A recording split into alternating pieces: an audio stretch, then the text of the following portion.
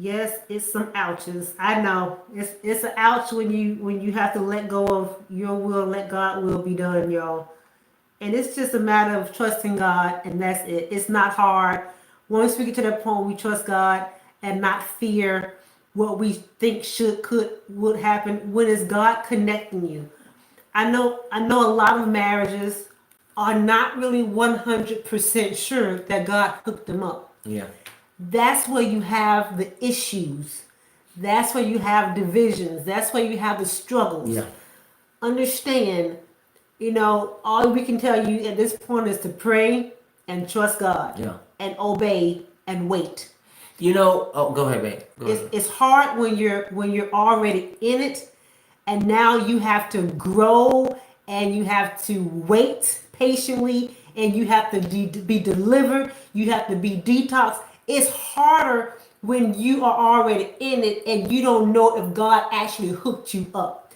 So now you got to go through all that plus the challenges and now struggles and God trying to deliver you and God trying to heal you all at the same time. And it can be overwhelming. Yeah. And it does make you feel like, you know what, I'm in this thing by myself. So, yeah. I'm just ready to get up out of here. Yeah. And the first sign of, a way out, you gone.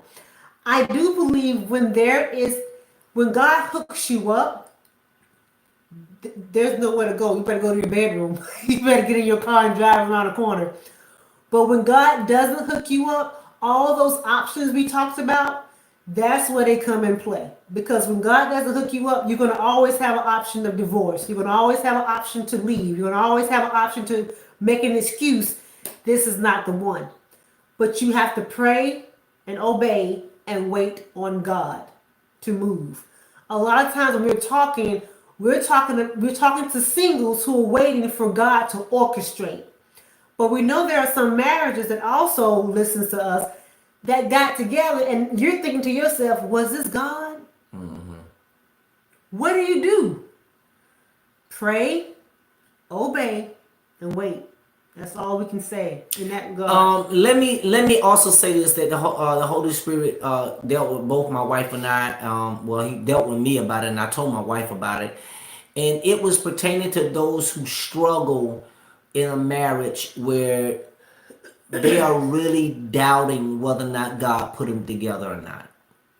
And I remember telling my wife what the Holy Spirit dealt with me. God is in the business of restoring, uplifting, exalting, and choosing what he chooses that will bring glory to his name.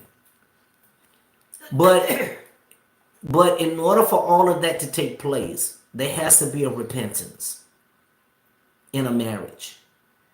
When you are doubting that you don't know that God put you together, well, chances are God may have not put you together. When you listen to what I just said, when you're doubting, because what God does, he reassures you that he did put you together. He will continue to bring things to your mindset to remind you, yes, I did. Even when you're in doubt.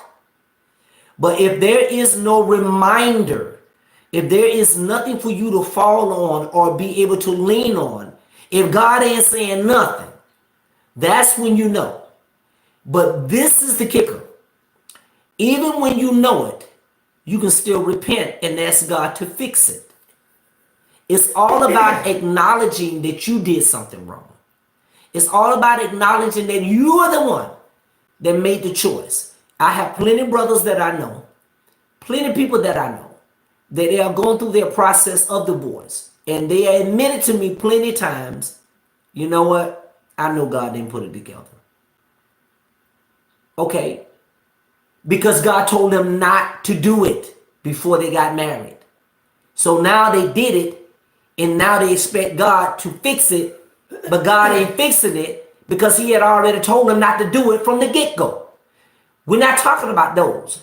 We're talking about those who are already in it, and you realize that God didn't put it together. It ain't, listen, it ain't the fact that God didn't tell you to marry that person. It's the fact that God didn't say anything, you did it on your own. And now you realize that God didn't put it together. You can repent for that and ask God to forgive you for that, making the choice of you choosing that person and Him not approving that person and Him not putting together and asking Him to fix it for His glory. Now God will do that. Why? Because you repented. God fixes things, and he's the best fixer, that we've ever experienced, because He can take something that is desolate, that is messed up, and He can turn it around for His glory. But it truly takes a person who's humble enough to admit that God didn't do it, and then you're able to go to God and say, "Okay, God." It's just like when I went to another job and I knew God didn't put me on that other job, and I had to repent for that because I made a mistake. I had to repent for that. And God was like, "I ain't gonna fix this until you repent." And I had to repent. Is it right there? I had to repent for that because I made a decision to do something that God didn't tell me to do. And I had to repent for that. And once I repent for that, did He not turn my finances around? He turned it around. Why? Because I repented. So it's the same thing. It can be a marriage. It can be a job.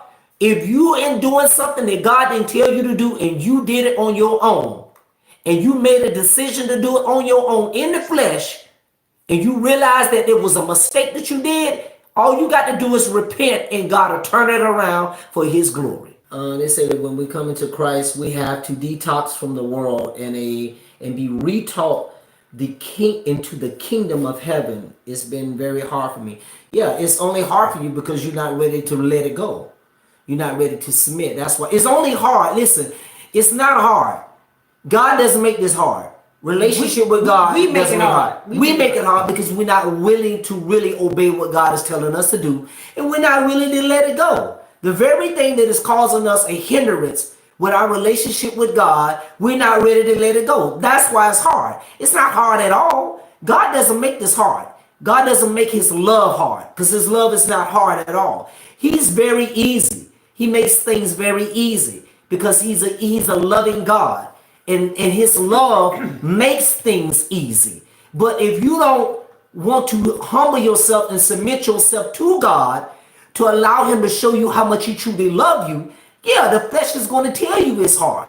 It's nothing hard at all, because in you is still a present to do a will, right? But also God gives you the ability to do what's right. God will never put no more on you than you can bear, so it ain't hard at all. You have to just let it go and you have to come to yourself and say, "You know what? I'd rather obey God and do what God is telling me to do versus me continually trying to do what I want to do and continually get the same results." Because that's all you're going to get. You're going to get the same results that you've been getting because you're not willing to let it go. But once you let it go and obey God, that's the main thing. That's what letting go means. Obey God. If you just obey God, you will see that all along you wish you would have let it go the first time when God told you. And you'll see the benefits of you letting it go and obeying God. You'll see the benefits of it. The reason it was hard for me, you guys, is because I didn't want to let go of my independent control mindset. Fear, independence, and control. Those were the three things that I was wanting to hold on, because I felt like if I let it go, all hell was going to break loose. If I let it go, oh my God, what's going to happen to me? Oh my God, I'm going to be out on the street or whatever. Something's going to happen and I'm not in control. God was like, you're not, even when you think you're in control, you're not. You just think you are.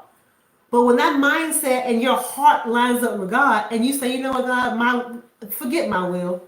When you get tired of being sick and tired and you surrender to God and let His will be done, it won't be hard anymore, because you're tired of trying to do it your way, because your way doesn't work.